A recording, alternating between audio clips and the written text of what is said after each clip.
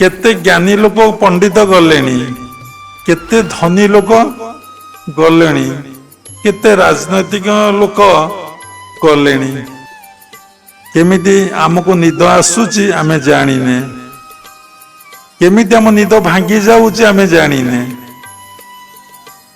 आमे केमिति आमे जहा पाठ पढ़ुचे आमर जे ये जो शिक्षा कोटी स्टोर होउची ब्रेन भीतर आमे जानिने, केमिति कथा कहूचे आमे जानिने, केमिति आमे बंचीचे कि आमर श्वास प्रश्वास क्रिया करुची आमे कथा भी जानिने। तेणु आमे किछि ज्ञान लाभ करिने, काहेकि ना आमे तत्वगुरु पाखक जाइने, दीक्षा ग्रहण करिने, से स्कूल रे से कॉलेज रे आमे पाठ पढ़िने। तेणु मनुष्य मन विषय कहते मन कौन, मन होची कॉम्बिनेशन ऑफ द थॉट्स, अनेक गुड़ी चिंता समूह को मन कहते।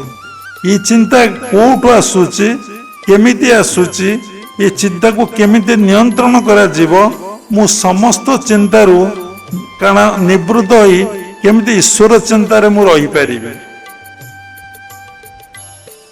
ये ज्ञान आमर ना। कारण जेतिक अचीवमेंट्स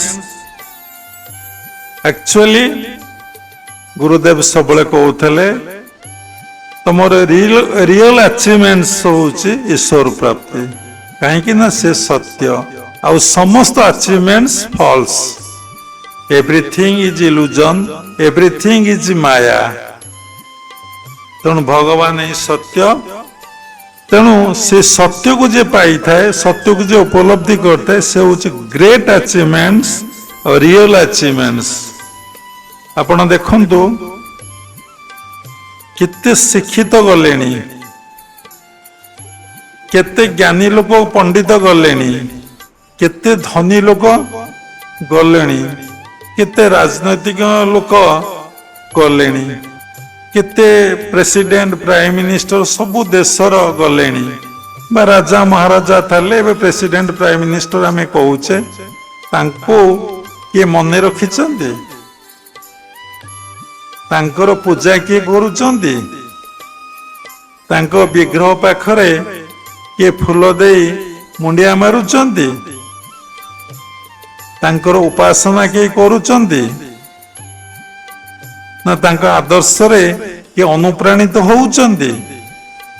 देखंतु जो माने उच्च कोटर साधक बा साधिका, सेमान पई केते पूजा, केते उपचार, केते समाधि पीठरे दर्शन पाई भीड़, एवं केते लोक फूल फल पुष्प टंका पैसा सबकिछि तांका पाखरे अर्पण कर दउचंदी। काहेकि ना सेमाने सत्य को उपलब्धि करथिले, सत्य रे प्रतिष्ठा लाभ करथिले, सत्य रे जीवनटा को अतिबाहित करथिले, एवं सेमाने सत्य सहित मिलन हेई जाइथिले बोली आमे मिथ्यारे बंचीचे, मिथ्यारे जीवन निर्वाह करूचे, मिछरे रहीचे, पुणी मिछ को पळेबा। तो आमको कहीं किए पचारिबो, आमको कहीं किए सम्मान दबो, आमको कहीं किए मुंडिया मारिबो, आम कथा कहीं किए मने रखिबो। तेणु ये मन